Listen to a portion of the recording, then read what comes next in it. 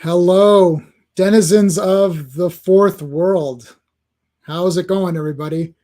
Well, it's Friday, so that means it's time to talk about the fourth world, specifically Jack Kirby's fourth world. And if you were not here last week, then you missed the first episode of our fourth world coverage, and that was the first three Jimmy Olsen books. And now we're doing the next three in the reading order based off of what you see online and in the omnibus. So that's what we're going through. So the next ones are going to be the Forever People #1, New Gods #1, and Mr. Miracle #1. So we're going to go through all three of those today. A few just quick updates. Monday is the Legion live stream. So we're continuing our coverage of the Legion of Superheroes, starting from Adventure 247. We're into the 320s now of Adventure Comics. So we're getting in there.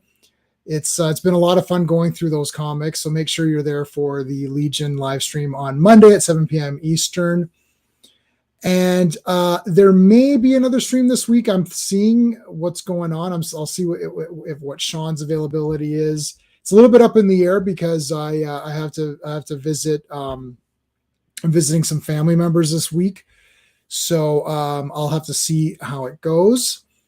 And but 1 week from Friday, we will be back with the next installment of the Fourth World. And basically, let me get the overlay up here. So every Friday is going to be the Fourth World Fridays. So make sure you guys are here for that. And so next week is going to be Jimmy Olsen, Forever People, and New Gods. At least that's what I believe it is in the reading order. I'll double check that before we end today. And then also the Legion. I should have that graphic up here. So let's see here. I believe it's this one. So this Monday's Legion is going to be Adventure Comics.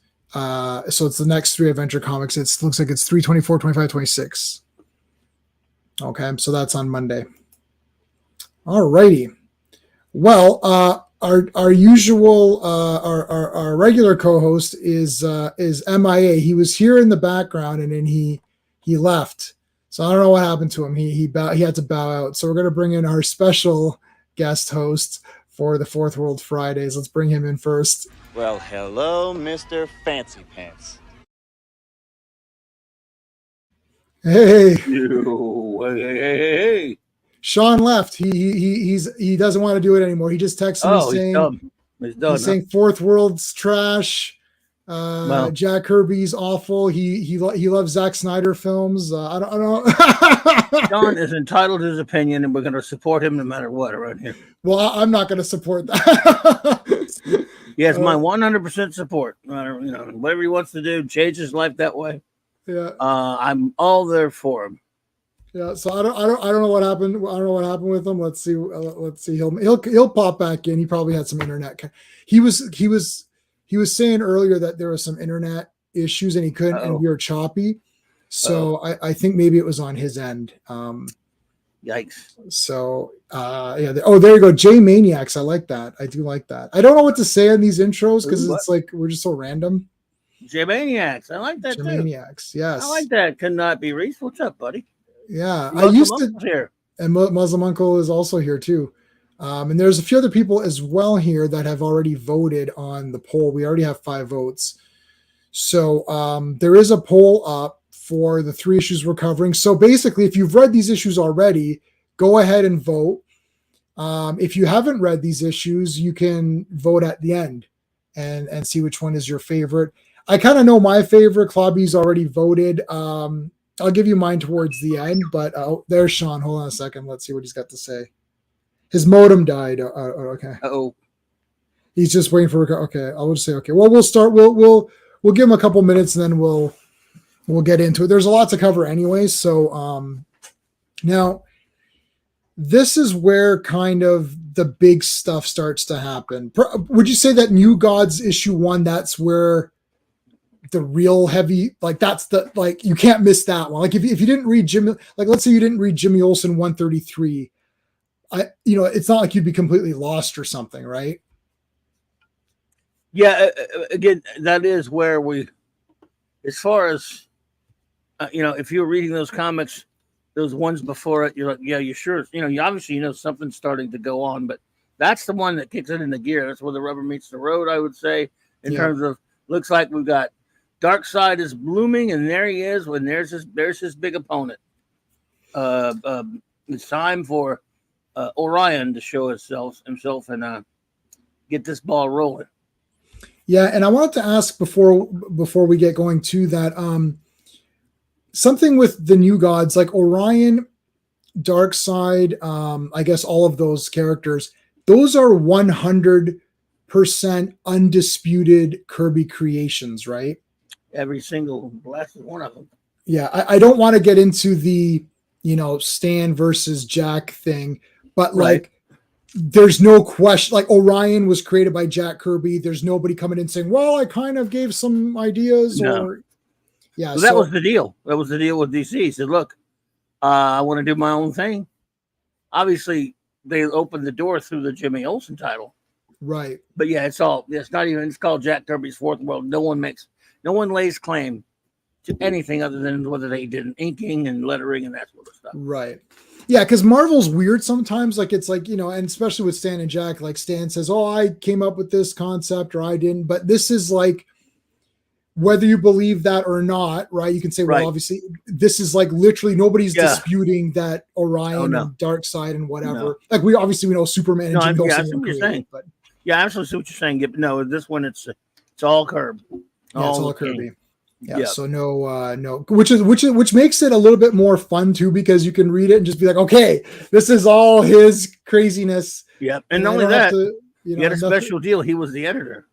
Yeah. So he other than that corporate decision about idiots, taking because they always got to fiddle with something. They always got to mess with something. The stuff about Superman's face. Other than that, they left him alone pretty much. And he didn't like that. But I've been saying, other than that, and he didn't even mind working with Vince Coletta, because Vince was going to mostly be on his P's and Q's. So, he. Other than that, Jack had. I mean, this is for the first time in pretty much forever. Really, he was running the whole show. Yeah, for a couple of years there. Now things got different later, but hey, Joe Dog. Hey, now okay. Well, later, but yeah, we've got our diva here. Let's bring him in. Hey, what's up? Ooh. So the most unreliable thing on earth is the internet. I swear yes, sir. God damn, like you think everything's going well and then your modem just crashes for no reason. You don't know what to do. Maybe that makes it the most reliable thing. It's you can rely on it, pissing you off. It's a fail. At the perfect moment. Yeah. Well, here we'll play this. This is bullshit. That's for the modem. We put a man on the moon, but we can't get a stream going with a freaking modem that crashes. And, Oh, I've got a better one for your modem, probably. I can't wait any longer. A bit more emotion, please, Neil Breen. Thank you. Wait, emotion? Then don't watch Ahsoka. I have not watched it yet. And I don't think Sean watched it either yet. Yeah. I never watched Clone Wars or Rebels or any of these other cartoons, so I don't know anything about this character. So yeah, well, you would walk away going, I'm going to start talking like everyone on that show now. What did you think of the new issue that issue number 1 of New Gods? Oh, I thought it was great. Clear. Pump some life into this. I saw Chado's. He was something on that. He was right. He watched his take on it. I'm kind of with him. Like it's just playing women, playing men. I mean, yeah, they're trying to be all badass, and it's not. Oh, I can't stand that, man. No, it's not. It's not good. Oh, Sean, are you frozen? Sean is frozen. He's watching Ahsoka. He's yeah. Sean is frozen. Well, what are we gonna do? Yeah, and he's gone. There you go. We knew it. I knew it. All right. Well, that's it. We're gonna press on. We're gonna just continue. We're gonna continue on. He can catch up. It's not that bad. Hey Matthew, how's it going? Forever people, nice. We gotta vote for. I thought about that one. It was really good. we got 7 votes right now, and New Gods 57%, Forever People 29, and Mr. Miracles 14. So they're all fine. Now this is okay. I did read all of these, so I wanted to start reading the Fourth World a while back before we even knew each other, and I was getting them all through Comixology, and I read probably. I didn't read any of the Jimmy Olsens though, because I think at that time you couldn't get them, but and they didn't have any collections of Fourth World, so I got like Forever People, New Gods, and Mr. Miracle, and I read the first 3 or 4 of each one of those, but I don't really remember. And I kind of like, it's better to go through it, a bit more like specifically. Oh, let's try it again. And we're back. Hey, whew. Well done. We're back again. So I was just saying to Clobby that I only read the first like 3 or 4 issues of each of these years ago. Yeah. So basically, for all intents and purposes, this is the first time I'm reading these. Like, I don't remember much or whatever. So yeah. I do have some brief notes. There's a lot of stuff. So we got Mother Box. We've got the Boom Tube. So the characters we got Big Bear, Viking. Is that how you say Viking? Moon Rider. We got Super Cycle. We got Infinity Beautiful Dream. Seraphan, Infinity Man. We got... we see that we got Darkseid. We have Inner Gang showing up in here. And we have Gravy Guards. Is that what they're called? Gravy Guards. So those are all of the key things in this one. Forever People. We got Superman, of course. Credits. Yep. Let's do. Well, we know it's all. Oh well. Let's do it. Forever People, Volume 1, Number 1, Volume only. Okay, Number 1. Right. Of course, sports a nifty Jack Kirby cover, completely, mostly, except for Superman's face, of course, all Kirby. Writer, of course, Jack Kirby, penciler Jack Kirby. They at least make a note now, Al Plastino, because he drew all the faces on Superman. Inker, the big V, the little V. Vinny Coletti, Vincenzo, letterers John Costanza, editor Jack Kirby. Very important to note that, because Jack was given carte blanche over the Fourth World, part of the deal that got him to usher in the Bronze Age at DC to leave Marvel to do so. So that's a big deal on that. And there you go. All right. And Beautiful Dreamer in the bottom corner there. Yeah, Beautiful Dreamer. Who was later? Yeah. We got a cool ad for a monogram kits. Yeah. Open the pod bay doors. Nice. All right. The Boom Tube. Gotta love you some Boom Tube. Yes. Here we are. The Forever People. There's some wacky Supertown hippies. Yeah. Supertown. I like these guys. They're pretty good. They're funny guys. Just kill one of them. No. Sorry, Three Amigos is on my mind. Yes, love that movie. I super love it. Kel loves that movie, by the way. Oh, she does. Oh, that's a bit. Oh, that's shocking. Well, it's not super shocking, but she shocks me sometimes. Yeah, that I wouldn't have thought that would have been one on her. She surprises me with some the things she hasn't seen and things that she has. So, yeah. There you go. I saw that in the theater. My mom took me to see that in the theater. I want to watch it again. It's been a while. Yeah, but there we go. These were some wacky dudes here with these wacky contraptions. So, it's like the Dreadnoks or something, right? Right. I felt like it was like a Dreadnok vehicle, like I guess this was Kirby's version of Faster Pussycat Kill.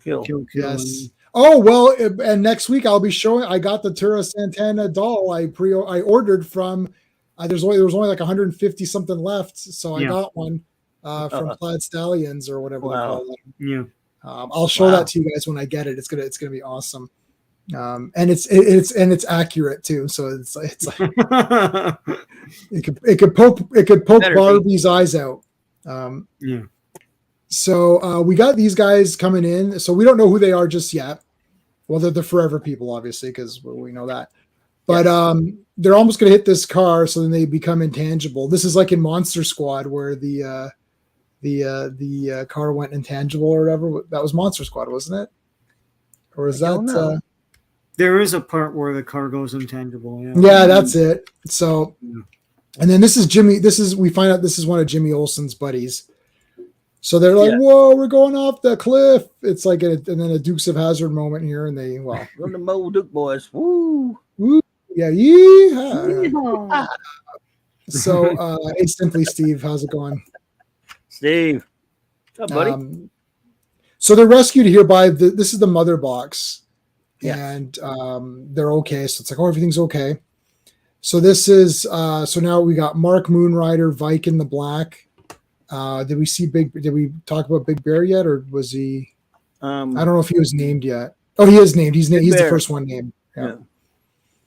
So like, oh, are you okay? You okay? It's like, well, these guys must be magicians. It's like, no, we're from an awesome place where you can never go. It's like, oh, okay. We get to dress like this, and nobody tells us anything about it. Yeah, and we got Seraphan here, who's like the big ladies cowboy man, the ladies man. Yeah, he's the midnight cowboy. Yeah. He does look like maybe he is based on Dustin Hoffman. So it's like, okay, how's it going? You know, and the mother box equals DC's MacGuffin. Yeah, the mother box. I'm like, I don't know what exactly it does, but it seems to kind of do whatever they need it to do. It's sort of, you know what a mother box really is in a sense? It's an iPhone or it's an Android phone because it does. It's like the boom tube is an app on it, as is our communication. It's computer. It does all this other stuff. That was Kirby predicting the damn iPhone. Wow. Yeah, I guess it's pretty much that. It can kind of do whatever it's got to do. We lost Sean again. He'll come back. So these guys, so the Forever people allow this fellow to take some photos of them because he's asked them, and he wants to send them to Jimmy to show him or whatever.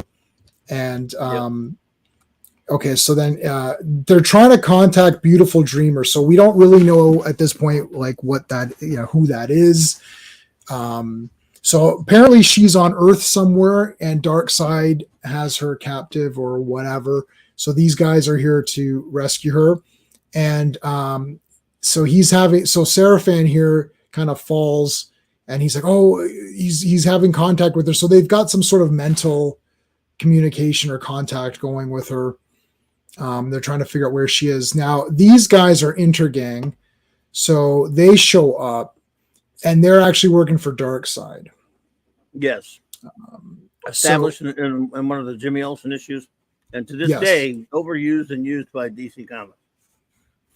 Yes, that is true. So we're getting to know a little bit more about Darkseid. So he's a planner, right? He's got like a kind of a grand scheme. He's not just crazy and saying let's just do random violence all the time. It's just like he's very focused on what he needs to do. So they're saying to him, hey, like, what are we going to do right now? And he's like, no, he's made mental contact with the girl. When he awakes, the young ones, when he awakes, the young ones will leave, follow them. So they're like, okay, see what they're up to. And now we can buy some rings for $200. Wow. Intergang was even used as recent in a DC movie as recently as Black Adam. Oh yeah. They were in Black Adam. That's right. Yep. They were kind of just there though, but anyway. But they use them a lot. Yeah, they do use them a lot. Yeah, Intergang is the Yancey Street gang. There you go. They're Clark Kent's Yancey Street. Yeah. So speaking of Clark Kent, so this is we've got this guy talking to Clark, who's a boxer, and he's calling him Rocky. I don't know if that's anything. is that just Rocky Graziano, baby, because this is way before the Rocky movie. Yeah. It's 1971 right here. Yeah. Okay. So I don't know. Yeah. This is just this. I don't know anything about boxing. So I don't know. Was there a guy? Yeah. Well, yeah. Rocky Graziano was a pretty famous boxer from the, I want to say 30s or 40s. Okay. Aside from that, Sylvester Stallone's Rocky's not meant. many years later after this comic book stuff. Right. But so Stallone, we're gonna sue Stallone on Kirby's Yes. behalf. here's the thing about this conversation was pretty interesting. It was Jack deciding, you know what, let's add some regret to Superman's aka Clark Right. by this guy talking about how, with a guy like Superman, I can't there's nothing impressive about what I do. Now, I would think at that time in the world, yes, sure, if you're fighting a supervillain, but if you're fighting other humans, it's fine. But they don't look at it that way. And Mark Wade's back when he was saying when he did Kingdom Come, we talked about that. You and I did that, right? Yep. How this at some point it's a little bit ahead in the future, but how athletic events don't do it. No one watches them anymore. Right. The world became so overrun with superheroes. They didn't really care. It was like men hitting a ball with a bat or that sort of thing. It was not impressive anymore.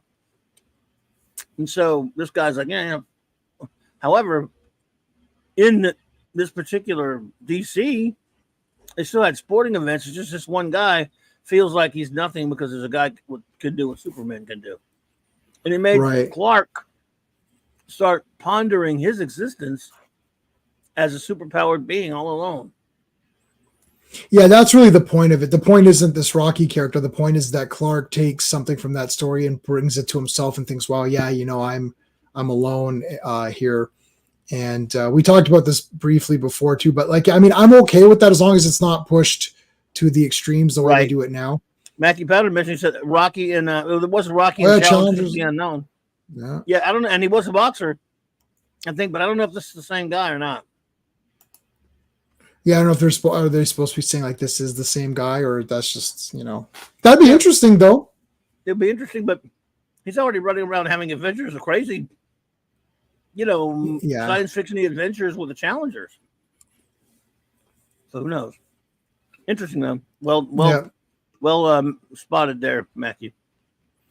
So basically, so Jimmy now has the photos that his friends took of the Forever People. He brings them to Clark saying, oh my God, like this is crazy. Look at this, all this stuff. And he's like, oh, come in, Jimmy, flying saucer time again. Eh? It's like, oh, Clark, come on. And he's got he's got a fashionable tie here. He's got like a bit of a different tie. It's not just the normal tie that he has or like a solid color. He's got he's like, oh yeah, this is very strange. Just was like looking at it. It's like, so super kids from a place called Supertown. What? It's like, what did you say? And then so basically Superman has 4K. He basically takes a picture and turns it into a 4K screen. So he's got he's got 4K vision. He can really zoom in and see everything. But yeah. All right. Sean is trying to come back in. Let's see. Let's try again. God, I'm having a tough time tonight, man. Sorry, man. Yeah, this is a tough Hang one. in there. There's some good nights and bad nights, but hang in there.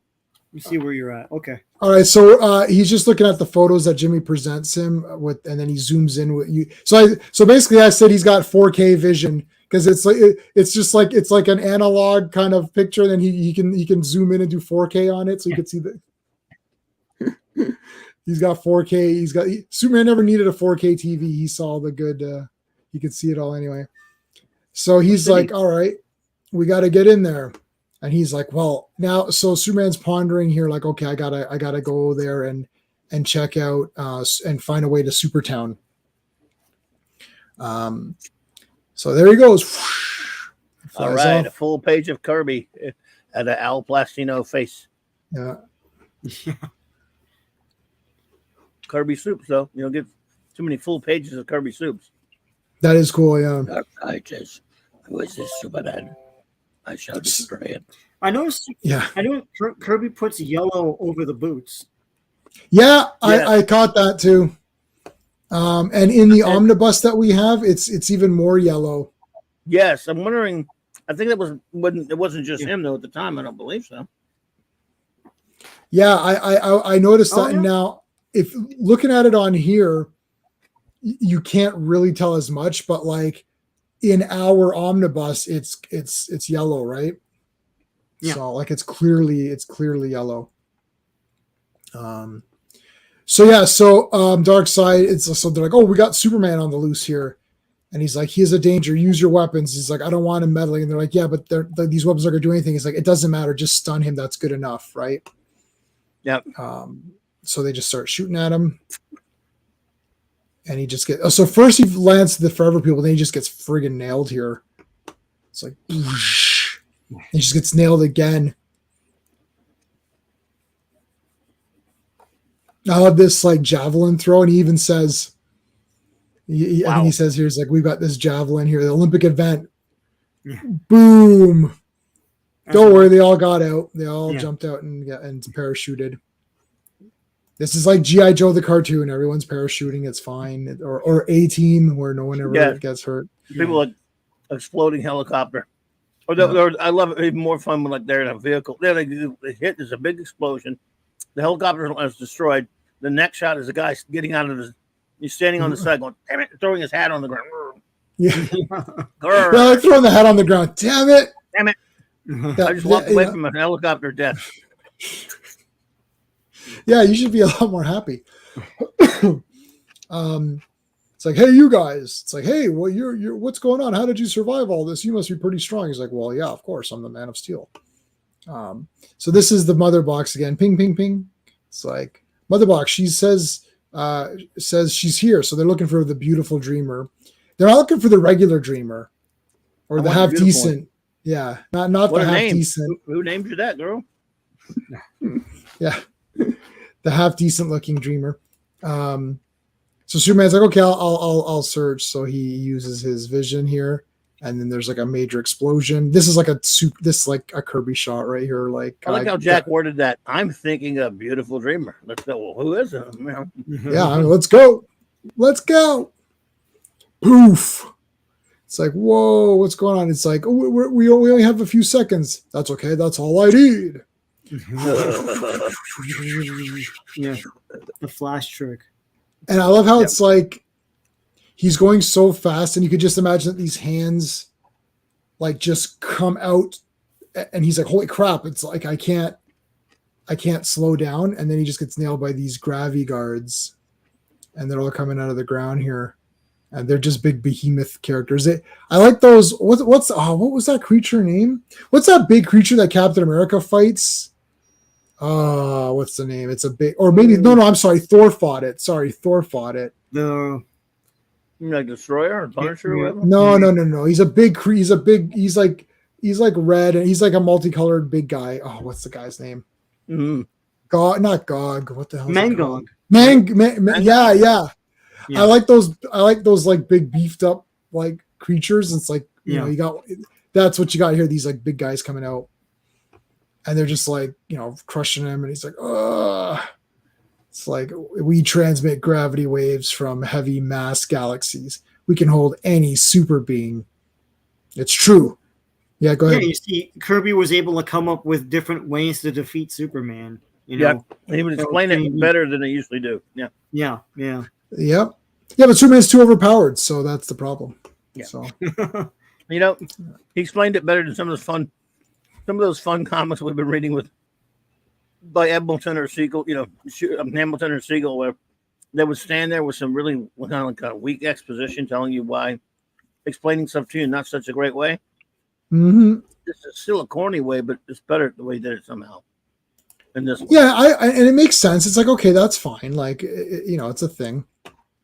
And there's the HAL 9000, Mother Box or whatever. Hang on, Superman, there's a better way to beat these boulder shoulder knotheads. Like, okay. that's I'm gonna call you guys, that's gonna be my insult of the day or whatever. And then this is so cool. Okay, so they're like, the Mother Box kind of floats up and they all touch it, and then it becomes the monolith basically, and then makes them into Captain Infinity. No, Infinity. Oh, Infinity Man. Infinity Man. Yeah, Infinity and Beyond Man. Oh, we lost Sean again. Jeez. I don't think Sean. Sorry, Sean. He'll figure it out. So I was gonna say Captain Infinity. Infinity Man just basically like just kicks a shit out of all these guys. Now I actually don't know this, so you can tell me it's not. Do they become Infinity Man, or do they change places with them? How do you mean? Like, do these guys become Infinity Man, or does Infinity, like, do they teleport away and then Infinity Man is a different being that transports in? Hey, Brian. I don't know. Like, I couldn't tell if they became him, like they merged together to become one being, or is Infinity Man is his own? I think like he's just one guy. Like, it's not like, can he stand next to the Forever People? Like, can they all be together in one space or no? He could be summoned by them, but yeah, they can stand next to them. Yeah.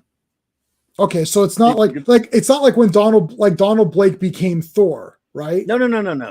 Like, I thought that I wasn't sure if these guys became him. Like, they all merged together to become him, like a transformer. Like Devastator, where the Constructicons all come together to become Devastator. So that's not what's happening, right? No, they would have to touch the box. All of them would have to touch the box to bring him forward. I think they all had to touch the box or something like that together and recite the word or some riddle or whatever, some word, and he would return. I guess he would like to return to Limbo after he'd help him and stuff. Okay. But I'm not. Again, I'd have to read more.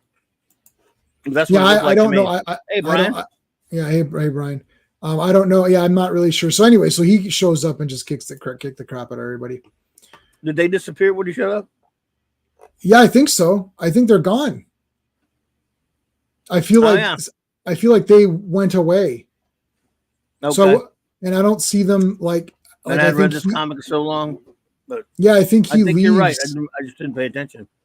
Yeah, I think, but I wasn't sure if it's like, they all touch together and they say the word, and then I don't know if it's like Shazam where Billy becomes, so they all touch together and they become, they say the spell and then they become Infinity Man, or if they just disappear into a void and then he's out of the void, and then when he goes back into the void, they come back. I'll have to go back and look at it. Yeah, I'm not really sure what happened here. Okay, so anyways, they're just beating the crap out of he beats crap out of everybody.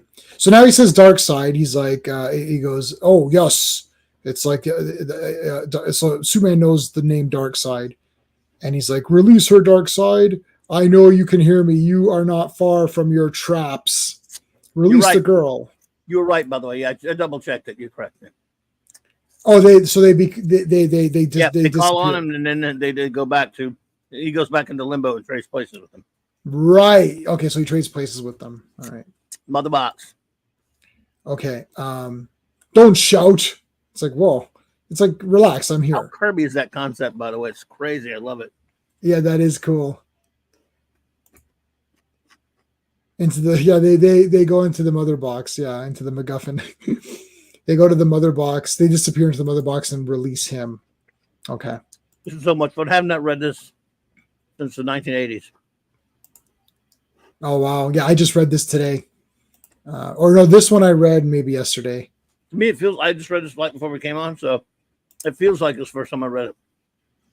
Yeah, because I don't remember, I don't know any of this, so. Well, when I had that stack, I was reading now you live in a time where you can get the proper reading order. Right. Which is good. Yeah, now, and we'll talk about this when we get to the end of the third comic today, because I saw Lois Lane issues in a reading order online, but my omnibus does not have them. Oh, so, yeah, I'll have to check those. Yeah, and I looked at them, and it doesn't look like there's anything in them, so I'm not sure if it's just like Superman mentions something and that they consider, you know how it is with Legion, where there's one line of dialogue or a panel or something, and then they count that as an appearance. Yeah. But anyway, I'll have to check it. double check that one because like you said, there is a Lois Lane one. Yeah, there's a couple of Lois Lane titles in there. Anyway, so there's Dreamer right there. Boom, there she is. And Darkseid's like, well, I don't need her because I've got these humans and stuff that I can use to help figure out the anti-life equation. So I don't need her. He's like, you can have her, but you're like, this is so good because you're like, okay, you can have her. And then they're like, wait a minute, there's a bomb.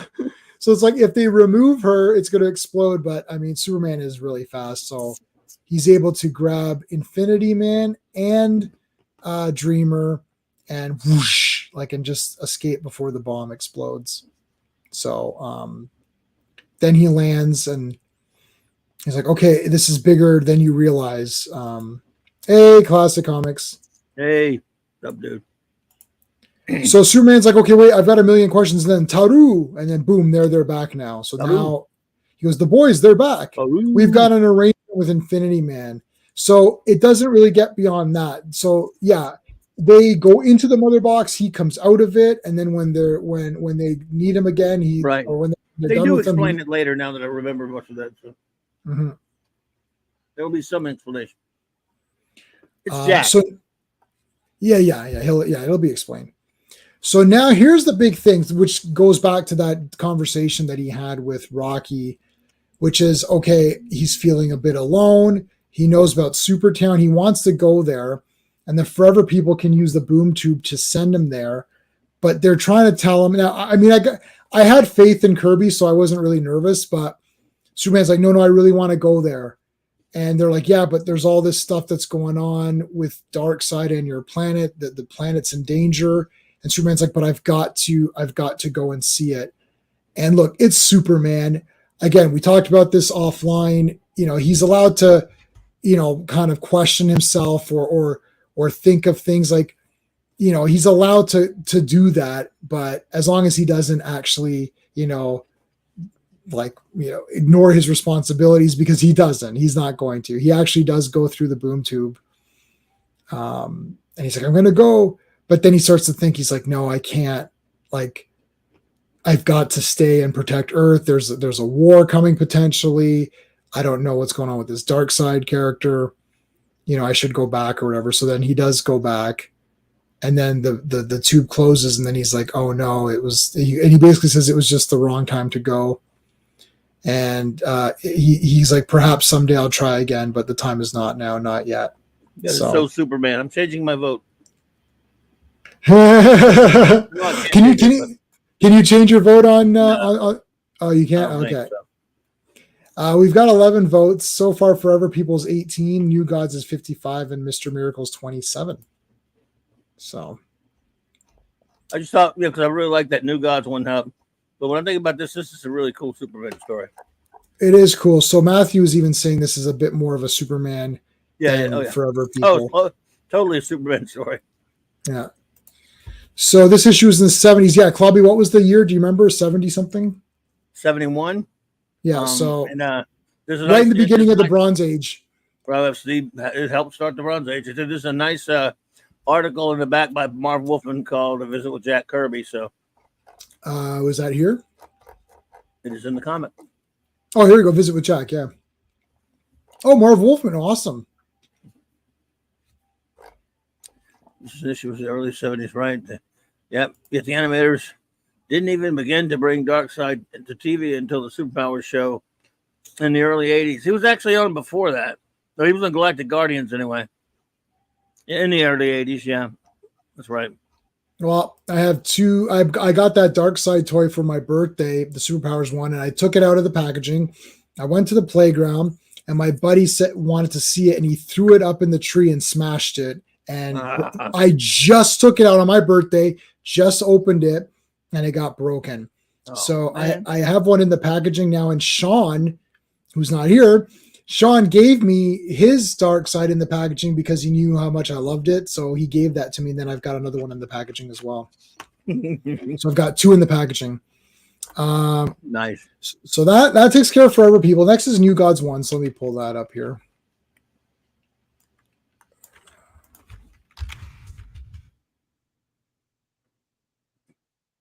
All right. These will Yes, be sir. these will be the recolored ones, or not recolored, but like the remastered versions. I've got the old the scan I have is from the old. Of course, I can find that one too, but I like seeing the ads and stuff. But yeah, I hear you. Very cool. Yeah, and it's easier because then it's easier for me to scroll through it too. No, I got you. Yeah. All right. So there's new gods. Number one, when the old gods died, there arose the new gods. With our good buddy Orion here and all this. I never liked the Orion superpowers toy. It looked weird. Like it had white helmets. I don't know if that's from this. Like, does he have that? I didn't have it, but I've seen it. Yeah, it's kind of weird, eh? Like it doesn't look like Orion, but anyway. Okay, so epilogue. Trades of the version. Clubby, do you have every issue that we're covering in its original form? I think I got every Jimmy Olsen, and also the Jimmy Olsen trades they did a good while back. And on these, no, not every issue. I have some reprints on Forever People. I have I don't have all. I used to have all the New Gods issues. I don't have them anymore. I have reprints of those and various reprints of Mr. Miracle. So not all. I wish. Yeah, but there he is. Yep. Hey, Sean, back again. How's it going, nope, man? He's frozen. He's frozen. Is this like an internet deal, or just like they haven't like? Yeah, I guess so. Or... This is what happens when you buy internet from KFC. KFC. Oh man. I'm just amusing myself. I take it you have teased him about that before. No, I mean, I don't know. I don't know what his internet. I don't know. Sometimes he has weird internet. You can call it shitternet. It's like the shitternet. All right. Epilogue. Here's an epilogue for you. God damn, look at this shit. It's like there's like massive battles going on. People are getting destroyed over here. This guy's like broken his back here. These guys are fighting over. This guy's gotten blasted to shit. Shall we do some credits? Yeah, let's do some credits. Yeah. All right. Cover, of course, pure Kirby, Jack Kirby, of course. Writer and penciler, of course, the great king of comics, Jack Kirby. Inker, Vince Coletta. Okay, and letterer, John Costanza. And editor, Jack King Kirby. Again, for those who don't know, through special arrangement. One of the things to get the big guy over there from Marvel was to let him be his own editor. That's a rare thing there. You know? Yeah. It's like letting a quarterback call his own plays. That would, yeah. I mean, that's awesome. So we know it's all him. Oh yeah. Okay, so basically we're seeing the creation of New Genesis. Genesis, what's that? New Genesis and I love that scene. Genesis and Apocalypse. So we get to see the two places created. There they are. And through that, Orion in his like vehicle, it's like comes flying towards us. That's Sean. Let's see what he says. So don't give up. Sean's gonna just sit this one out. I'll just say it. Oh man, sorry, Sean. If you're hearing us, buddy, I'm sorry, but that sucks. That sucks. He's just gonna. That's fine. I mean, it is what it is. I hope we see you Monday. Yeah, he'll get it fixed up. He usually does. This is really sick. So when I was pondering what tattoos to get, I was actually thinking of getting this face with the red around it and have some of the Kirby Crackle background, like the way you have it in your as like a thing. So I'm still pondering that because I wanted to get something for Jack Kirby. I have like a Jack Kirby shelf of stuff, but I didn't really know what to get for a tattoo because I was gonna just get Mr. Fantastic or the Thing, but that's what got me thinking. It's like, well, Fantastic Four, because Stan tries to lay claim to some of that too, and orange doesn't look good as a tattoo because it fades very quickly because of the skin tone. So there's a lot to consider when you're getting one. But this image is very Kirby with like just like the way that the helmet is and everything. And it's got primary colors, which usually look pretty good. Like you can even see on my, I don't know if you could see, like, it's like my Sentinel, and it's like Batman looks pretty clear. And, it's like the colors really pop. But if you get yellow, orange, browns, they tend to fade. So yeah, so I was thinking about getting Darkseid, which would be really cool, but then you don't want the villain, right? Darkseid, yeah, but I don't want the villain, but and I'm like, or Dark. How about Doc Doom? Doom is cool, but again, that's got that whole thing where it's like Orion is 100% Kirby, right? That's what we were talking about earlier today, right? It's like there's nobody who's coming in saying, well, I helped Kirby create these characters. It's like that's a good point now. Right? Like it's 100% his creation. It may not be the most popular, but I like it. And I was going to get Invisible Woman because I like getting their ladies. But anyway, so bummer. Yeah, no, Sean, he'll be on Monday for sure. Sorry, we'll Sean. Get him back. Okay, so Orion fights for Earth. Here you go. And just because this is such a powerful image too, it's like, boom, here he is. And this is all cool stuff here. You got a lot of crackle in the background here. And so wait, I was gonna say like some main points here. So Orion has wielding the Astro Force. We had New Genesis mentioned. The Source, High Father. What else is mentioned here? Orion, Metron, Parademons, Light Ray. Those are some of the. I just try to make a few points of like what were the things mentioned that were of interest. I think that's everything, but we're going to go through it anyways. Got a few issues of the original You Gods Khalifa Nice. Darkseid. No, I'm not. No, I'm not doing. No, I just do it on my arms. I'm not doing anything else. I'm not doing Darkseid on my backside. That hurts, eh? I don't know if you guys know about placement, but it hurts there. It actually is not a great. It actually is a bit painful on your butt.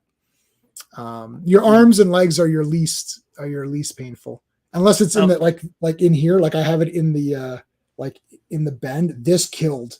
Like this little part here was worse than the whole other thing. I'll never know, but if it was the only one that, if I were someone who would get a tattoo, it would be the Thing, of course. Only him. And only him, yeah. But now you're telling me. Now that you're telling me about the orange, I'm glad. Yeah, like see, I don't know if you'll be. I'll show you one time. I'll show you one time. I'll post a picture of my Conan tattoo when I first got it, and what it looks like now, and you'll be like, "What the heck?" Wow.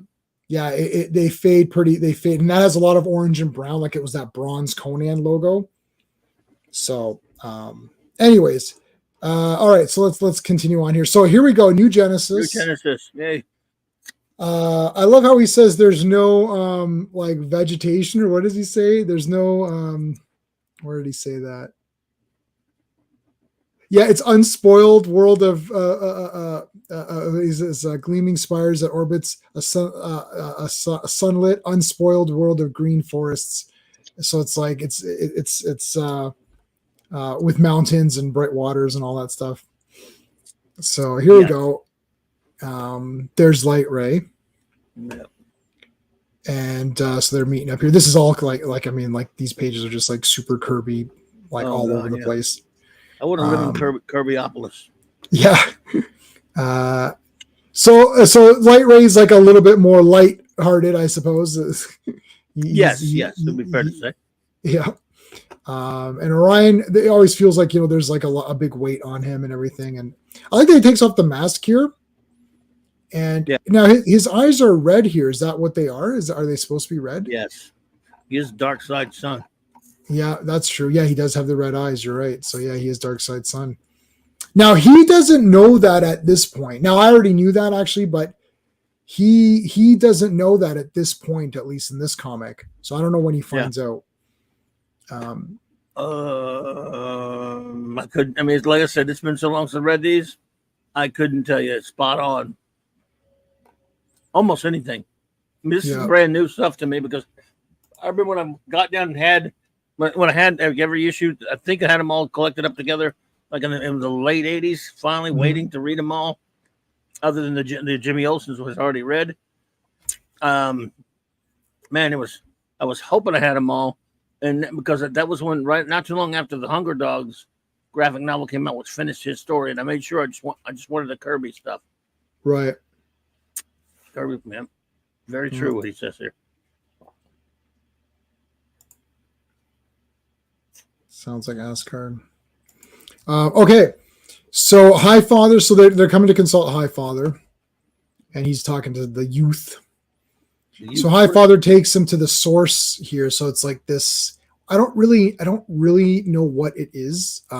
It's just like some energy. I guess it's some sort of like. Is it an energy? Is it like the Force? Like it binds things, or I'm not really sure exactly. But Metron here shows up, and he's got like a pretty cool. This guy looks pretty cool too.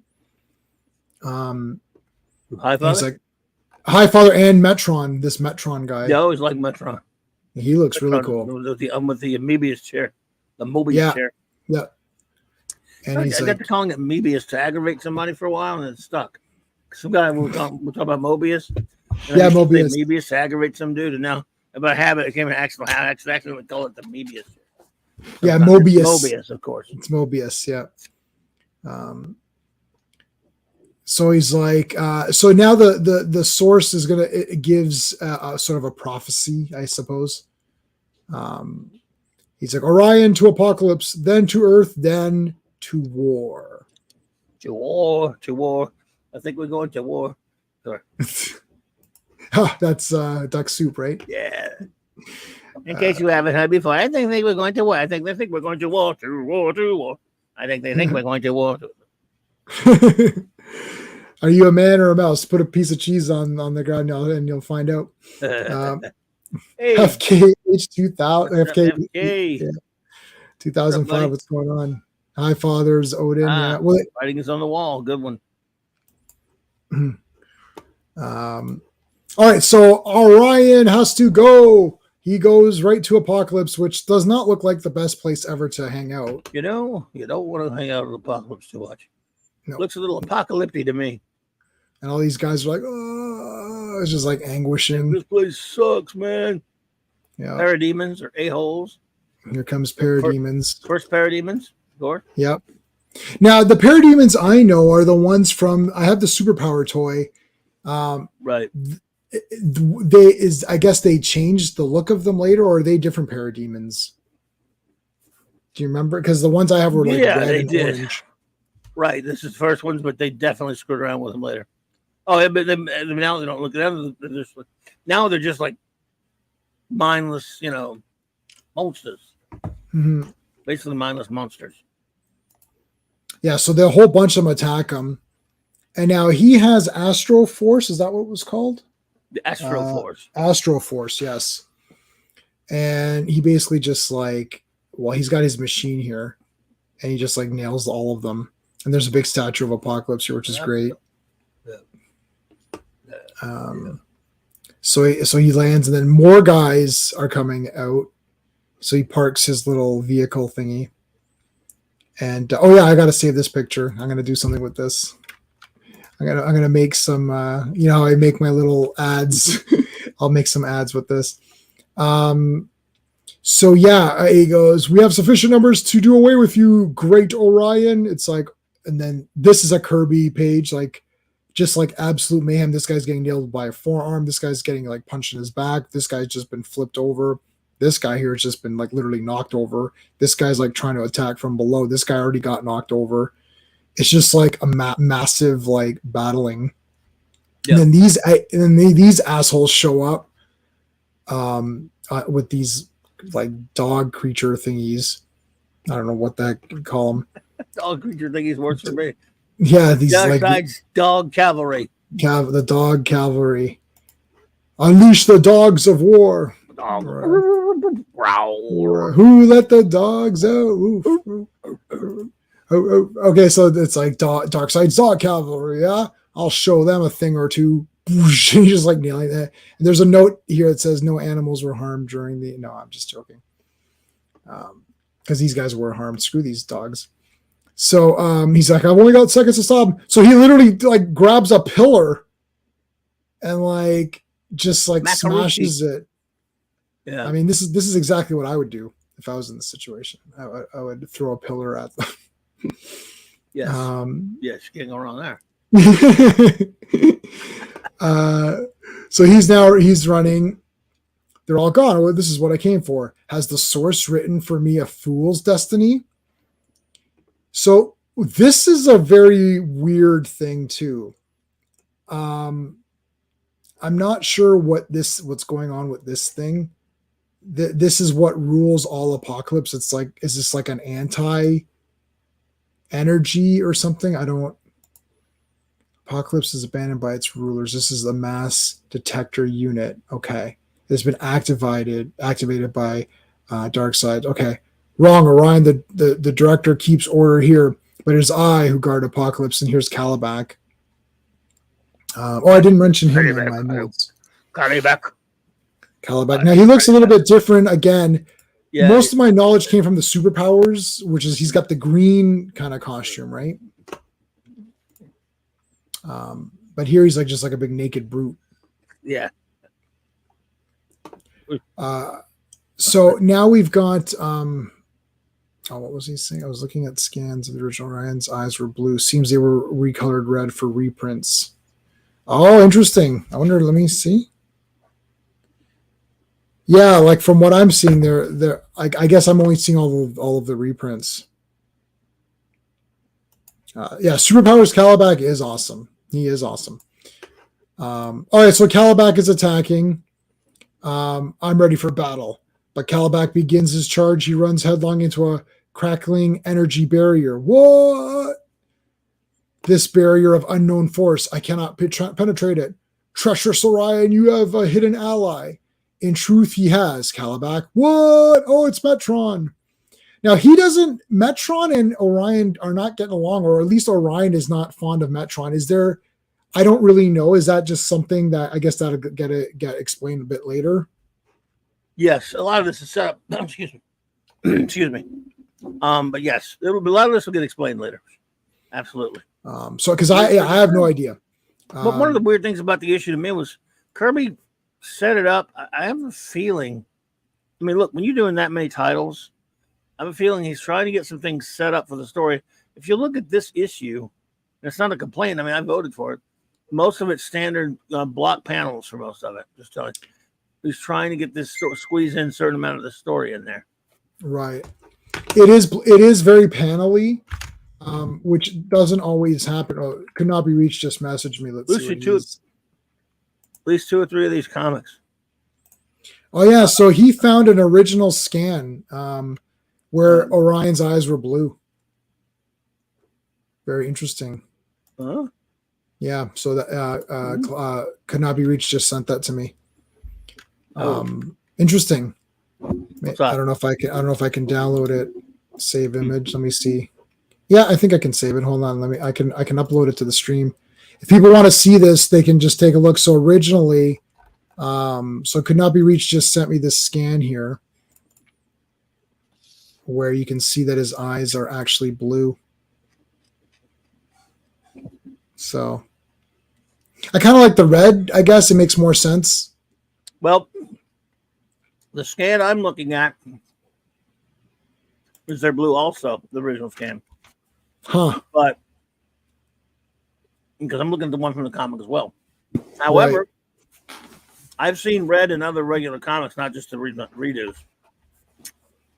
However, maybe they did it later. I don't know when they started doing it. Put it like that. Maybe later after the reveal. Mm-hmm. I don't know. But I didn't even think about that. I just read this. The one you're reading this here. I'm reading the one that Could Not Be Reached has as well. And I didn't even think about it. And it's weird too because I have the omnibus, so I'm not going to like. I don't need these. Yeah. I don't need these scans or whatever. These scan whatever. So that's crazy.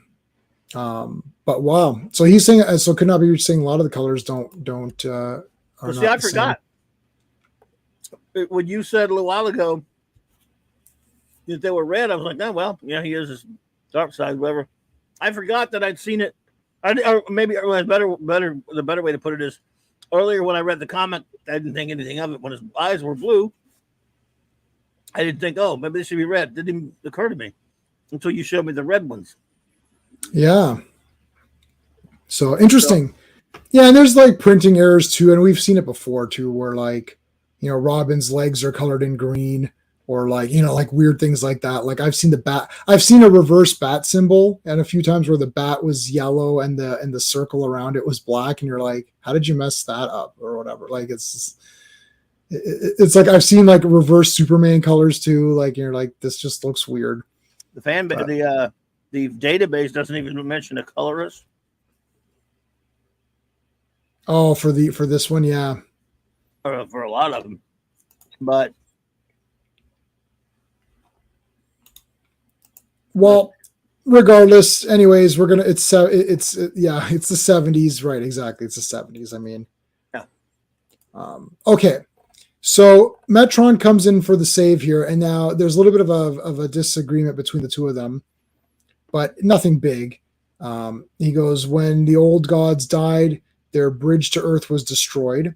It was I who found the way to create what our young ones call the boom tube. So we learn, hey, Koge Bad. And so we learned that Metron actually created this. And there's a little bit of a backstory. And again, I told you, if I'm ever going to make a movie, I'm putting someone's head in the corner of the screen when they tell the story. So you got a little bit of a backstory here.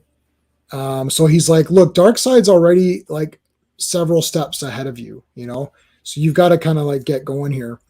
And he's probing the minds of test humans, and you're like, oh shit, yeah, Rainbow Bridge, yeah, there you go. So now Orion's like, oh, here's these humans. So this happened off screen, or we say off screen. I don't know what, you know, whatever we would say in off comic, like off panel, off panel, off page. He had captured a bunch of these randos. Who are these people? It's like, what is going on here? Who these are? Who those people? I don't know who they are. Who are all these people? Here's your vehicle, though. Thanks. And then he wakes these guys up with his vehicle thingy. And they're like, what the hell's going on? This guy's like, I'm just an accountant or something. Like one of these guys. Yeah. Well, that's an insurance dude. Yeah, that's the guy. He's like, I just do insurance. I don't know. Good Lord, what the shit is that thing? And then I like how Calabax thing shoots. That's cool.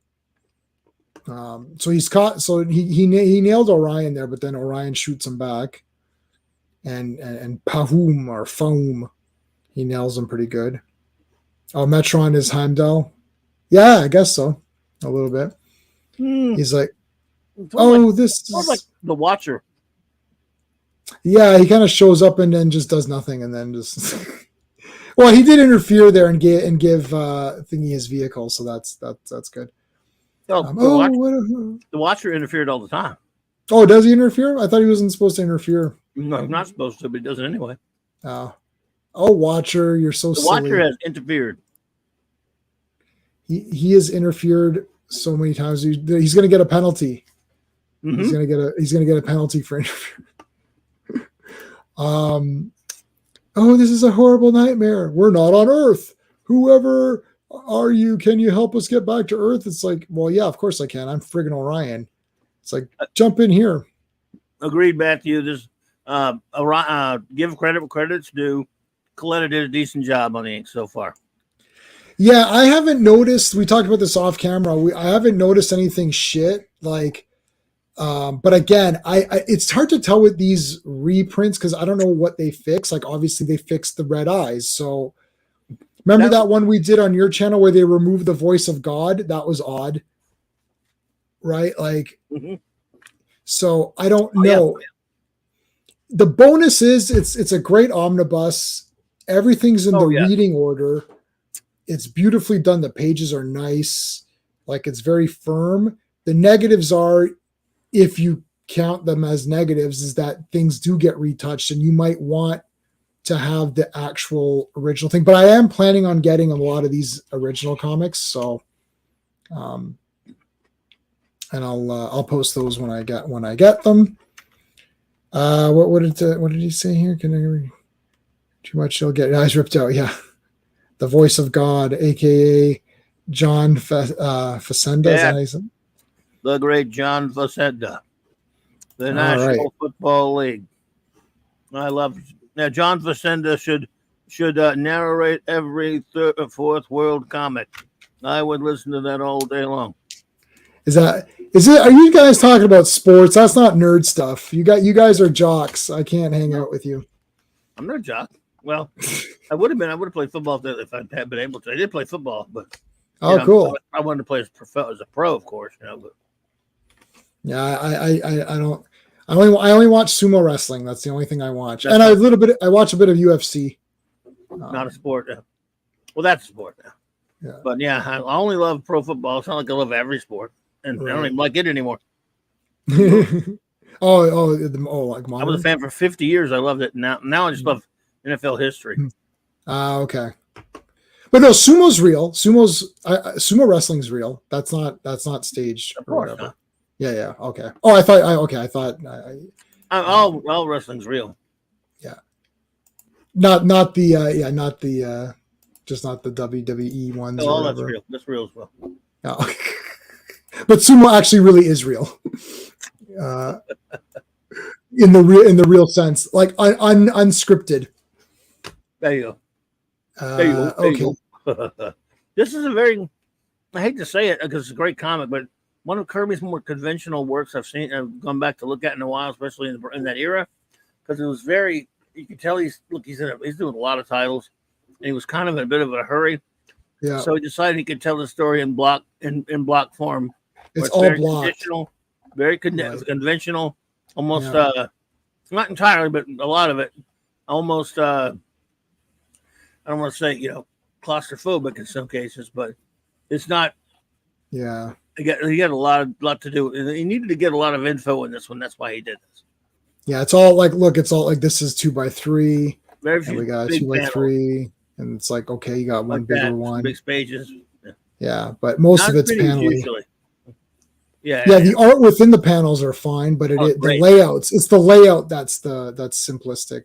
Yes, for him, I still love it. But, yeah, he was in a hurry because it's fairly different from what was in that Forever People. Yeah. So death to Orion, he throws his big club, but then it's too late because he gets through. So everyone's safe here, and he's like, dark side, I have come. The battle begins. So now he's getting ready. Now we got the prologue here, and that's the end of that. So this is a great page. I'm gonna save this picture. Classic. This is awesome. So if I was gonna get a tattoo of Darkseid, I'd get this. Yes. I hear you, Orion. The battle begins. The battle begins. My son. Oops. So there you go. What is the next one? Is Mr. Miracle. So let's bring that up. Let's see. Up in you. Mr. Miracle number 1. Oh, what is this, Clobby? Hold on. While I have you on here, what's this? Special Mr. Miracle? This is by Steve Rude. This is pretty cool. From the late 80s. It's pretty fun. Just a very nice Kirby-esque feel to it. You might like it. Okay, maybe I'll check this one out then. Yeah, because I was like, what is this? Like, this isn't it, but all right. Anyway, let's get to the real one that we need to get to. Mr. Miracle. All right, so this is not a remastered one. So this looks like this looks like an old scan. So what's the credits on? Is it the same credits or? Yeah, let me get to the credits here. Where are you? All right. Yes. So credits are, of course, cover artist Jack Kirby and Vince Coletti. Writer and penciler, of course, the great king of comics, Jack Kirby. Inker, Vince Coletta. Colorist, they're admitting that Kirby colored it. I think he did the other ones as well. Each database did not have a mention of the last colorist. I think that's because Kirby brought it home and had guys like Steve Sherman and even his wife Roz do a lot of the coloring. Mm-hmm. But this one said he's just credited with it. So Jack Kirby, colorist, and of course Jack Kirby, editor. All right. Yes, and I knew Michael Ironside did the voice. Yes, I love Michael Ironside. So Michael Ironside's brother was one of Steven's teachers for some course. Really? Wow. Yeah, that's crazy. Yeah. Okay, so Mr. Miracle number one, things to look at. Okay, so Thaddeus, who's the original Mr. Miracle, Scott Free is introduced. Obviously, Intergang is back with Steelhand as one of the Intergang leaders. That's pretty much the big things that happen here. I have to say, I really liked this one a lot. Yeah. There's a lot of twists for me that I did not know. I did not know. Like, I knew the name Scott Free because it's kind of funny, and they even mentioned that in here. But Yeah. I was pretty stunned that I didn't realize there was a guy before that. So the guy got the costume from, right? Yeah, and I was like, "Whoa, this is so cool." So, if Weeks ago about that, I'd be like, "Yeah, you got the costume from some old man." You'd say, "Really, who?" And I'd be like, "I don't remember. I have to go check." So right, and actually, I'll give a quick shout out here too. Hold on a second. Let me find this. I wanted to have this ready, and I forgot. Damn it! Hold on, give me a second to. I'll say it when I post the picture. I wanted to. No problem. So basically, could not be reached had told me, or not told me, I knew about this movie, but it was a movie that I'd never seen and I really wanted to see. And called Neon Maniacs. It's basically like an 80s kind of sci-fi horror movie. All right. Uh-huh. So while I was watching Neon Maniacs, so I'm watching the movie, and then all of a sudden they go to a costume party. Okay. So in the movie Neon Maniacs, they go to a costume party, and there's a guy dressed up as Mr. Miracle. Wow. This is one of these like kind of cheese horror movies. I was absolutely blown away. Hilarious. I'm like, I was like, what? It's like, was that? And it's 1 millisecond. And I was like, what the shit? Was that Mr. Miracle? I had to rewind I was like, let me rewind now. I was like, oh my God, somebody's dressed as Mr. Miracle. So cool. So that's crazy. Okay, I don't think I've ever, like, usually when they do these costume parties in movies, you'll see a Flash, or you might see like a Superman or a Batman or a Green Lantern. I could not believe that this guy, I mean, for someone to put Mr. Miracle in that's really interesting. That's very cool. That's so random. The 80s yeah, Neon Maniacs is the movie. It's like one of these. Have you heard of Chud? You've heard of Chud, I'm assuming. Mm-hmm. Yeah, so this is I think it's like mid 80s. Neon Maniacs, 1986. There you go. I just looked it up. Yeah, 1986. Wow. Anyways, so yeah, I love it. It's a great movie. It's lots of geeky stuff in it. Yep, that's true. Okay. So here's Thaddeus. Now, if they were to remake this today, they wouldn't be able to use this dwarf character. They'd have to make it a full-size person because...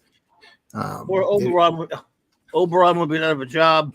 Oberon's out of the job. Yep, Peter Dinklage. Yeah. Did you know that Peter Dinklage is playing the Toxic Avenger in the remake? That's really true. Apparently it's true, and it sucks. Like, I like Peter Dinklage. I actually think he's a pretty good actor. I really like him as Tyrion in the Game of Thrones seasons. But really, yeah. He's an idiot too. He says a lot of dumb stuff. He does say a lot of dumb stuff. But he's a good actor and he played the role well. But I mean, Toxic Avenger, no, I don't. I think that's because so. Is Toxic going to be a small person, or are they going to CG act like he's not? I see. This is the problem because the Toxic Avenger is supposed to be a super skinny, scrawny, little nerdy loser, whiny baby guy who then becomes a big, huge, muscle bound, toxified, hero. And like, I don't like. Are they going to reverse it? Are they going to make him a big, super muscular guy and then and that? It's so freaking stupid. I know. I listen. Okay, FKHC. I've been making so many jokes. Like when they messaged me that, I was like, it sounds like it's going to be a pretty short movie, and then, oh man, I can't. I'm going to get canceled. Tiny Toxie, yeah, I'm going to get canceled. I don't know why we need a Toxic Avenger remake anyway. But I don't know, but I love Part 4. with Dolphin Man, who Dolphin Man. Now, if he were toxic in a different way, like kind that pissed off all these modern day SJWs, that'd be fun. Yes, yeah, they're right. Okay, so there's Scott Free watching Oberyn tie up Thaddeus, who is the original Mr. Miracle, and who now has they're putting him into this little barn here. They're going to burn it, and they burn it. And Scott Free's like, "Whoa, what the hell are you doing? Like flamethrowing this thing?" And they're like, "Holy shit!" So he comes to save them, but of course, Mr. Miracle escapes because he's Mr. Miracle. And there's the Colonel, or no, what's it called? It's friggin' KFC. What's the guy's name? The KFC guy. He's like, "Oh, I'm okay." Colonel Sanders. Colonel Sanders. There you go, Colonel Sanders.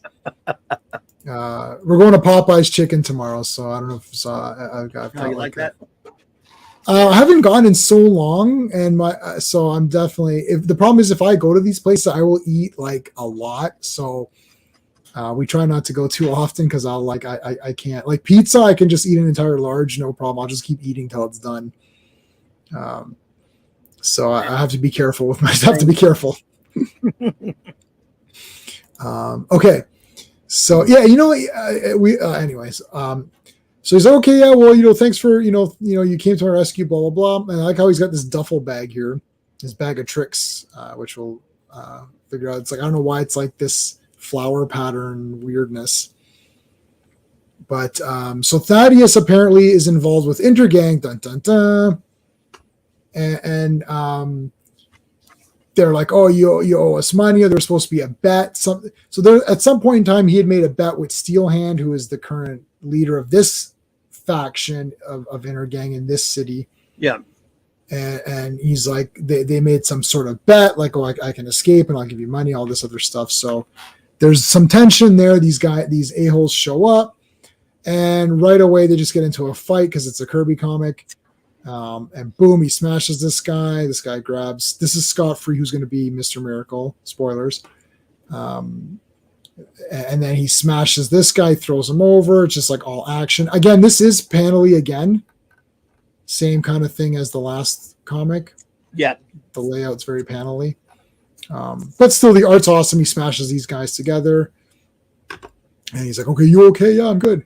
So he's like, "Why don't you come back to my place?" And now we go back to Steelhand, who's getting his hand washed or something. I don't know what the hell's going on here. Polished, maybe? Yes, he's very proud of that hand. Yes, he is. And then here's the Mr. Miyagi, or the what's it called? Sato, or breaking the log in half. Smash! It's like, I can smash it. It's like, my hand is so good. It's like, yeah, but the rest of him sucks. Like the one gripe I have is that like the rest of him isn't metal, so I don't like. Okay, I mean, if he punches you with that hand, that's pretty devastating. But I feel like you could beat him up in another way. So back at Thaddeus's place, he's like, and they do talk about Scott Free. They're like, "Oh, he was an orphan," and all of them had kind of like nickname names. So Scott Free is just what his name became. I kind of like that. Like I don't need every name explained to me. Like I know that, sometimes they name these characters like Otto Octavius, who happens to get, like octopus arms, or like I know sometimes it's a bit kooky, but they do explain it here, so that's kind of cool. Yeah, I mean, we all know it's based on kind of on a goofy idea that that it sounds Scott Free, but right, what the hell? Yeah. So now he talks about his son and how he doesn't, like, he's lost his son, and kind of reminiscing about his escapes and stuff that he's done. And now they're talking about how the Intergang and he was like losing some money, and he's like, "Oh, I wanted to just do one big like kind of final showdown." And he's like, "Here's the chains I was going to use," and blah blah blah.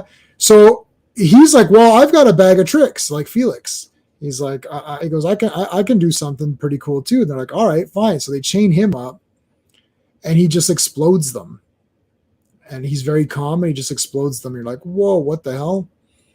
So it turns out that he's got this little contraption here. So I guess Scott from New Genesis. Is that what? Because I actually don't know. Like, is he from New Genesis? Is that what they're trying No. to?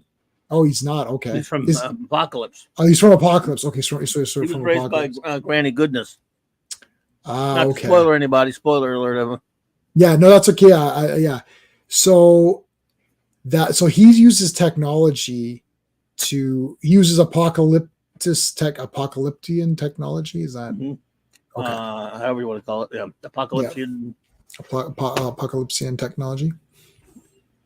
Mm-hmm. So there you go. So that's how he's able to get out of his stuff. So he's got a bag of cool little tech here.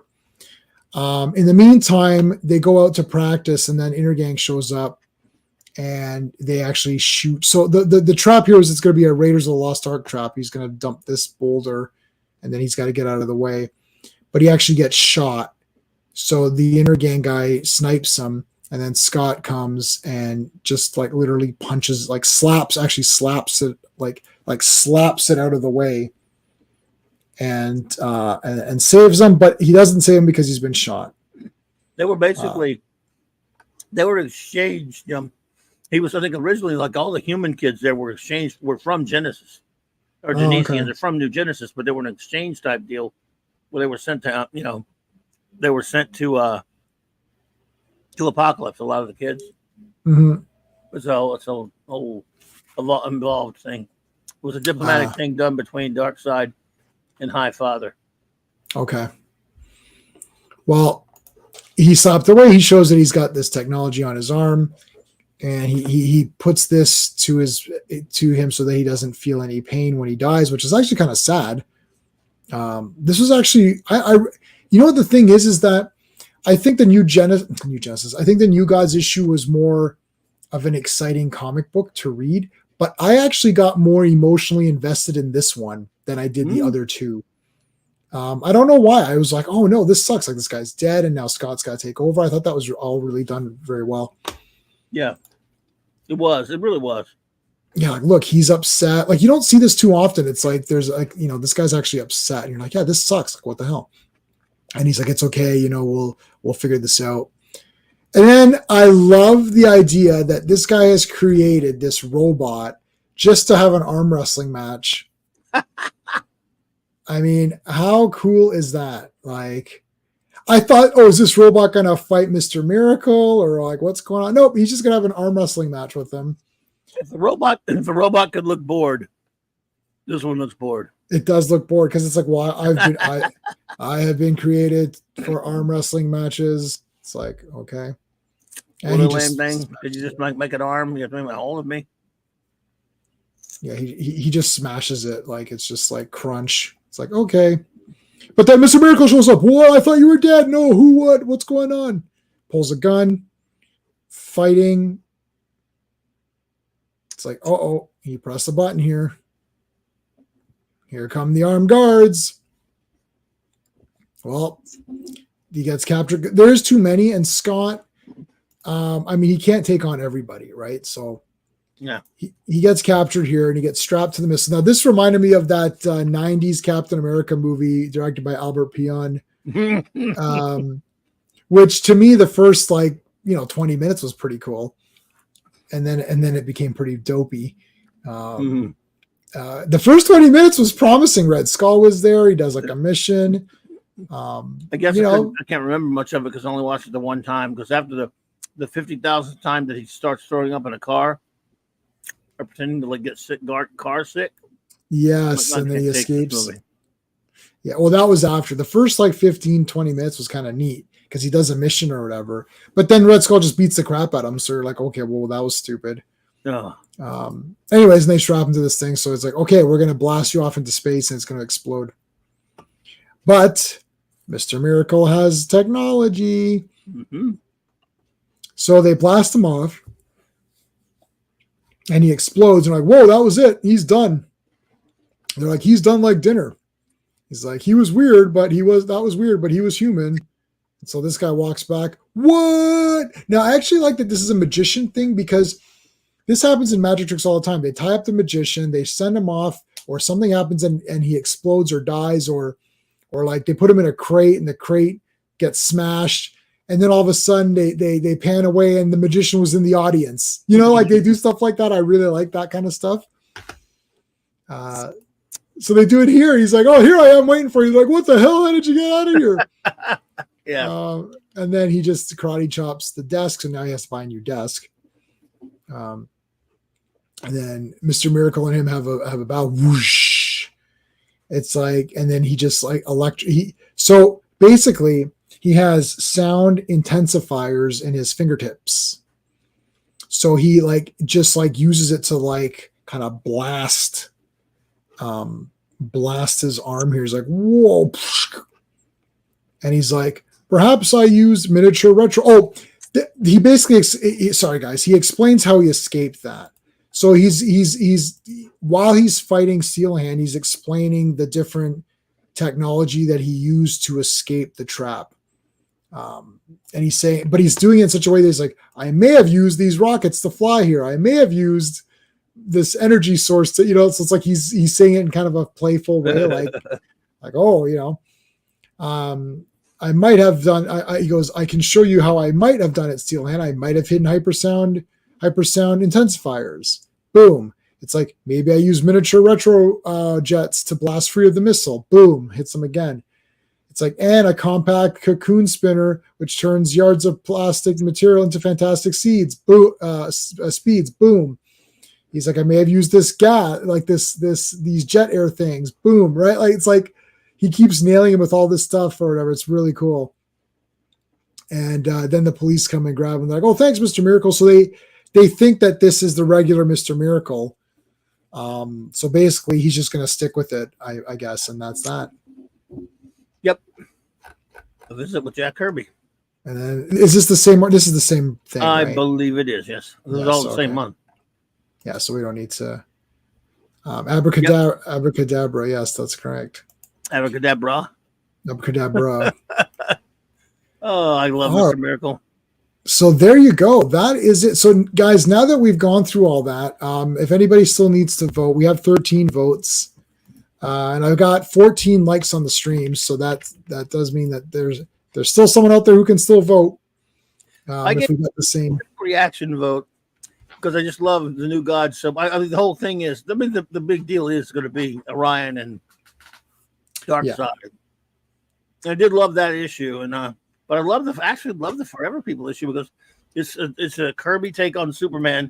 Yeah, Kirby's been popping up in Jimmy Olsen, but he almost had like it was introduction to the Forever People. The thing is, to be honest, I've never been the big care much for them one way. They're okay, but I never was a big fan of them. But I get to see Superman in there, right? And then of course there's this Mr. Miracle issue, which was also really, really good. So it's tough for me to pick one.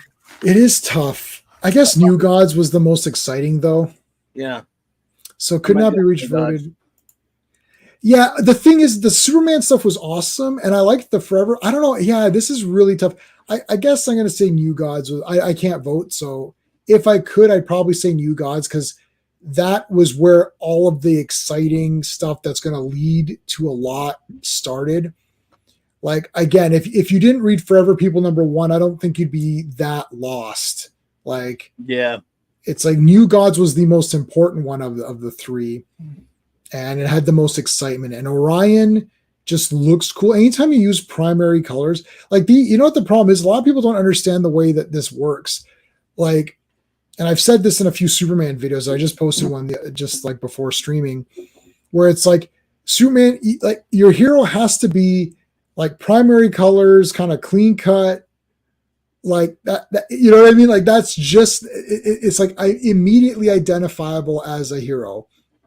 And those are the traits that immediately identify a character. And it's important. Yeah. Like, and I'm not into hippies. So that's why Superman dominates that comic. Yes. Well, he does. He's awesome. And the hippie guys, at least they look cool, right? Like, yeah, they're okay. I'm joking and calling them hippies. Jack, Jax has them there, kind of like Jack he likes hippies. So, right. It was not a hippie himself much, but he thought they were kind of funny, I guess.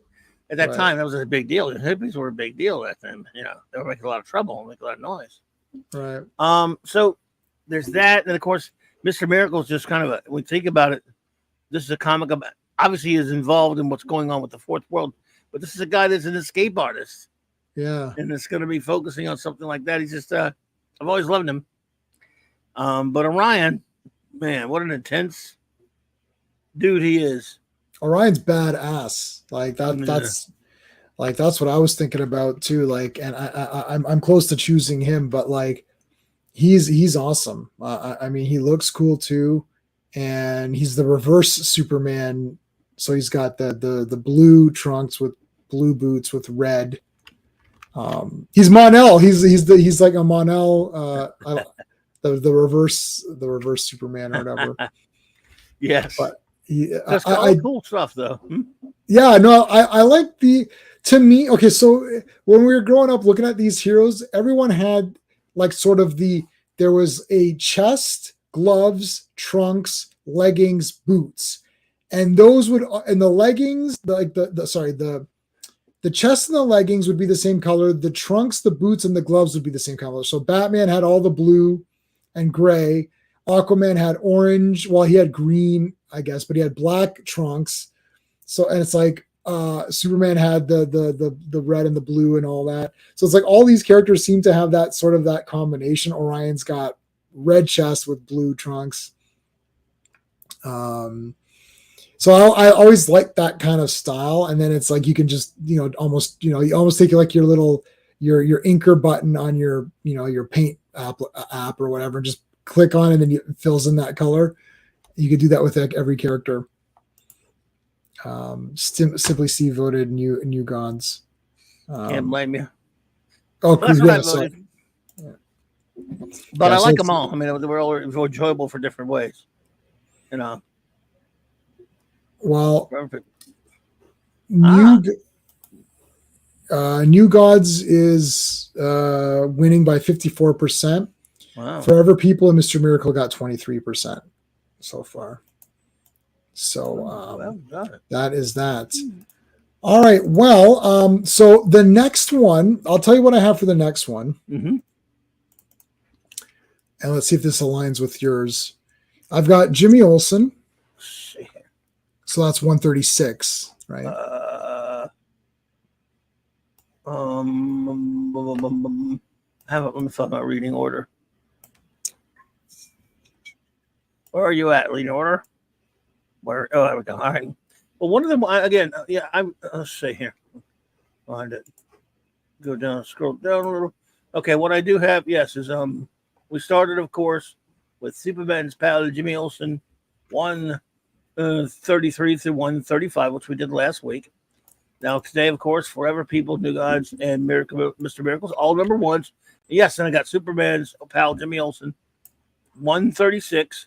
Forever People 2 and New Gods 2. Yep, that's what I've got. So that'll be next week's stream then. And let me get Sean's channel. So Sean, I put Sean's link in there, and Sean's link is in the description of this video, plus all my other videos. And Clobby, your link is also in all my videos as well. But I'll just tell people what Sean. So Sean, I think, is still working on his High Republic video. He's going to do a video because he read every comic and all the novels for the first 2 phases of High Republic. He read everything. That's a lot of reading, is it not? It is a lot of reading, and he's going to do an unbiased review. I don't know. It's going to be a longer video of his, so he's still working on that. Plus, he's been just uploading random videos here and there.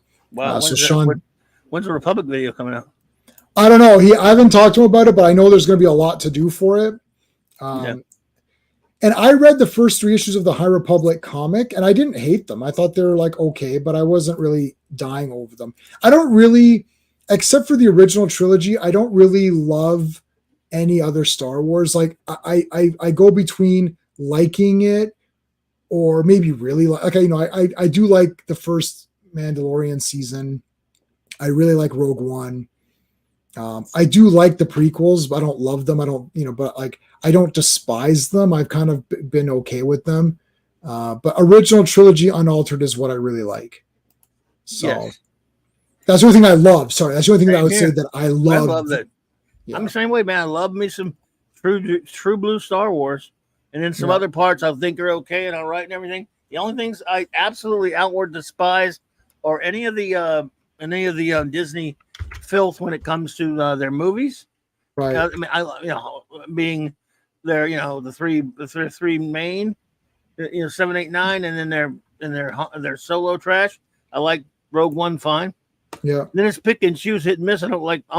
Maybe Mando's okay, but I don't really even care about that. The first couple seasons are all right, but the rest I think have been terrible, and the last 2 shows have been awful for me. So really, when it comes, I'm like, I don't even mind the prequels that much, but when it's the original trilogy is all I really care about. And some comics, and some stories like Heir to the Empire, some books and things like that. Right. So kind of hit or miss. But when it comes to the top-notch Star Wars, yeah, it's the movies. I mean, the originals. Yeah. Are you on Nick's tonight? Yeah, we're gonna be at Nick's at 8:30 Central. So it's about an hour from now. 9:30 Eastern. Yeah, by a little over an hour. A little less than an hour. Yeah. Are you still doing the Heir to the Empire, or did you? They did that last week. We're just doing. Tonight's gonna be an open show. The next week we're all gonna review Mark Miller's Starlight. I have not read that. I have. It's been so long, I can't remember much better than I thought. I liked the first couple of issues, and now I'm kind of drawing a blank of what happened in it. So, like, did I read it all? I remember one thing; it took forever to come out. So I'm gonna have to go back and and backtrack on that a little bit. But it was a pretty interesting idea about I don't know if you know about it, where he sort of in line, not exactly. This is a loose analogy. Imagine Frank Miller's Dark Knight, where he's Dark Knight comes out of retirement. So in this case, he's Flash Gordon. He's an older man now who's returned to Earth after living the whole Flash Gordon type of life, like that kind of adventures on a Mongo type planet. And when he comes back to Earth, he was famous for it, and then lives a life and has kids and gets older, and eventually gets called back to go back to that planet. Because he's a hero there. On Earth, he's kind of like everyone remembers him. He's kind of like a pop culture type hero, but they just kind of treat him like an old man. His kids treat him like an old man, but they want him to come back to that planet. And I thought that's a fun concept. That is cool. And I remember enjoying the first couple of issues. I can't remember much beyond that, but I'm gonna go back and reread them to next week while they're doing it. Cool. And then, yeah, go ahead. What was you going? Yeah, he did. Millar's weird because he loves Superman. It's like he writes some nasty stuff, but he loves Superman. He did a book called Huck that's very kind of a love story, love letter to Superman. Then he also did a book called Superior, which is really a love letter to Christopher Reeve Superman, because he loves Christopher Reeve Superman, which was a pretty good comic as well. But I should check out that Superior. I think that was one of the ones that I had on my list. Yeah, you should. And Starlight's interesting too. Yeah. A Superior, right? Let me just see. Yeah, Superior. I think that was the one that I had on here. And there's not that many issues on it. Oh yeah, Superior's. He's in that. He's in that big game thing that just came out. It's called Big Game. It's like Mark Millar's or like all of his characters combined. Oh. And that guy's in it. So is Superior? Is he the Superman character, or is there some? Or is he a bad guy? He's the Superman character type.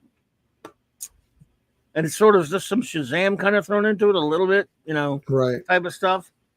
If I remember right, he was like a crippled kid or something. And yeah, I'm just going through it.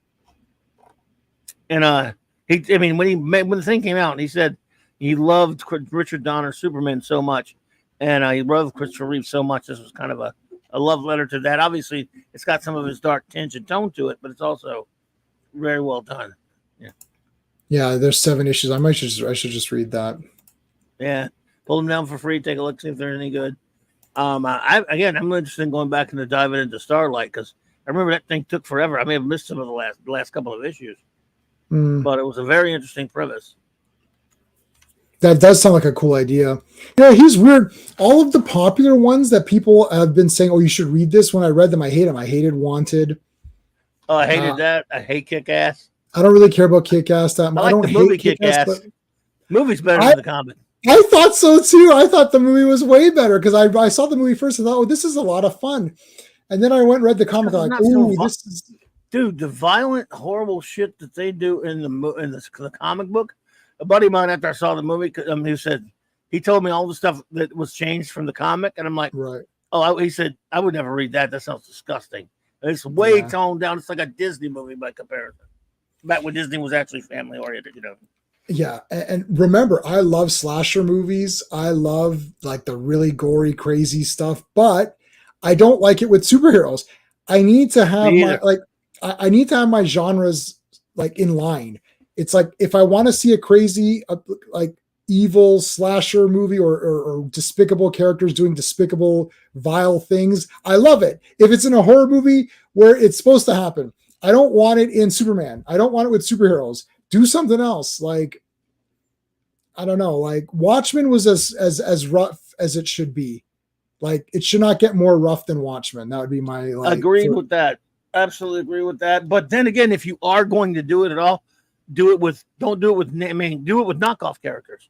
Which is fine. I read Invincible for a long time. Yeah. It was Invincible. Yeah, I read the first like 20 or so of those. Oh yeah, I read like maybe 60 issues of it and 70 issues and kind of got tired of it.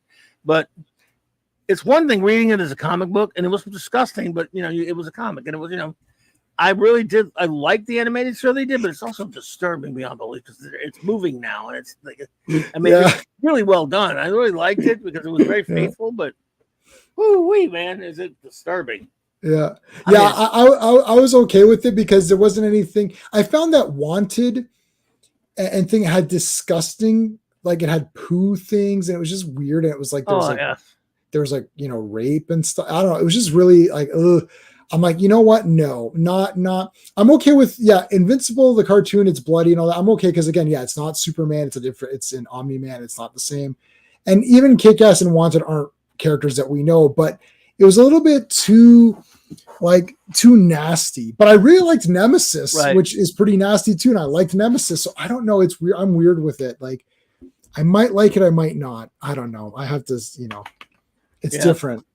I'm going to take a look at Starlight again since I haven't read it in a long time, but it's a pretty interesting comic. Right. Like I did not like the Boys comic actually. Oh, I can't stand that kind of crap. I did not like the Boys. So but I like the Boys TV show I'm watching. I'm okay to watch that, but if you don't like the comic, I think the comic seems way worse than the show. I think again, where the show kind of had to tone down some of the stuff, which is insane because the show's pretty crazy. Here's Starlight. Yeah, let's take a look at it. Yeah. Oh, that looks. Yeah. It looks like a Flash Gordon character. He's a lot like Flash Gordon. They talked about a movie. It's he saved the day and all that other kind of stuff. Right. Ballpark, but what I like there he is back within. Eventually he ends up back on Earth. An old man, Right, and he's like, "This sucks." I just get up and take a shower. And people on Earth know who he was. They all know, but they're like, "Yeah, whatever." Eventually you get old, and no one gives a shit that you were saving the world and all. So it's pretty cool. Without spoiling anything too much, I just throw it. That looks pretty neat. Yeah. All right, and then Saturday. Okay, well, so what else is going on? Oh, another Saturday night, and I'll be talking Star Trek. 4 more episodes of Star Trek Voyager that Raquel and I will be reviewing, and that's pretty much it. Of course, I'll be hanging out with the Geekery with Mark D on Sunday night if he's having it. I think he is, and then hanging out with you fine gents. I hope Sean gets back in there, reviewing some Legion. Yep. Monday night, and then of course Monday night on my show. That is officially the birthday of the King of Comics, Jack Kirby. So I've been celebrating him all month when I wasn't doing the Star Trek. So it was a clubhouse. Yep. And I will have a big talk about some of my favorite Kirby creations and such on his big birthday. And after that, Wednesday night, that'll be the last day of the month. So I'll definitely do one more Kirby show in there for that. Awesome. Yeah. All right, dude. Well, thanks for having me, man. Yeah, thanks for coming on. I guess that's it, guys. So yeah, Monday's Legion for me. Next Friday we're back for Fourth World, and then there may not be any other streams for me that next week, or maybe I'll do something impromptu. I'll see how I feel. But that's it. All right, guys. Thank you so much for joining us. We will see you next time. Good night, everyone. Hey friends, you've just been listening to J-Man, and he is the smartest person who ever lived. So make sure you like and subscribe.